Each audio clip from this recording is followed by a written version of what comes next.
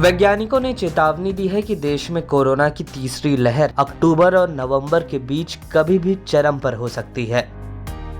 यह चेतावनी IIT कानपुर के प्रोफेसर और वैज्ञानिक मनिंद्र अग्रवाल ने दी है।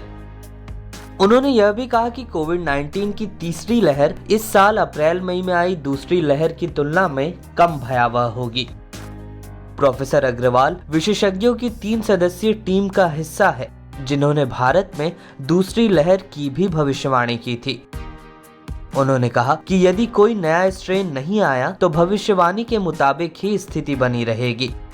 वैज्ञानिक मनिंद्र अग्रवाल ने कहा कि तीसरी लहर के चरम पर होने के दौरान देश में रोज 1 लाख कोरोना मामले देखने मिल सकते हैं, जबकि दूसरी लहर के चरम के दौरान करीब 4 लाख केसेस देखे जा रहे थे। उन्होंने कहा कि कोरोना की दूसरी लहर में हजारों लोगों की जान गई, लेकिन तीसरी लहर इतनी खतरनाक नहीं होगी। अग्रवाल ने ये जानकारी जुलाई और अगस्त में हुए टीकाकरण के ताजा आंकड़ों, सीरो सर्वेक्षण के नतीजों के आधार पर दी। शोधकर्ताओं की एक स्टडी के मुताबिक कोरोना वायरस महामारी का फिलहाल रिप्रोडक्शन वैल्यू 0.89 है।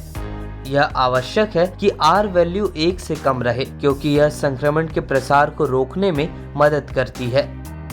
मनिंद्र अग्रवाल ने कहा कि कोरोना से लड़ाई में सबसे बड़ा हथियार कोरोना वैक्सीनेशन अभियान है। उन्होंने कहा कि कोविन डैशबोर्ड के मुताबिक अब तक 64 करोड़ लोगों को कोरोना की खुराक दी जा चुकी है और आगे भी लोगों को जल्द से जल्द वैक्सीन लगाने की तैयारी की जा रही है।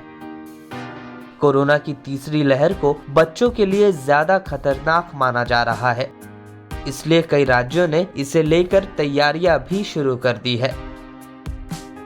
इसे लेकर पेरेंट्स के बीच चिंता का माहौल बना हुआ है। बच्चों को वर्तमान प्रोटोकॉल के तहत टीका नहीं लगाया जा सकता है, साथ ही उनके लिए कोई विशेष दवा भी विकसित नहीं की गई है। इसलिए छोटे बच्चों में कोरोना के जोखिम को रोकने के लिए उनकी प्रतिरक्षा को बढ़ाने की आवश्यकता है।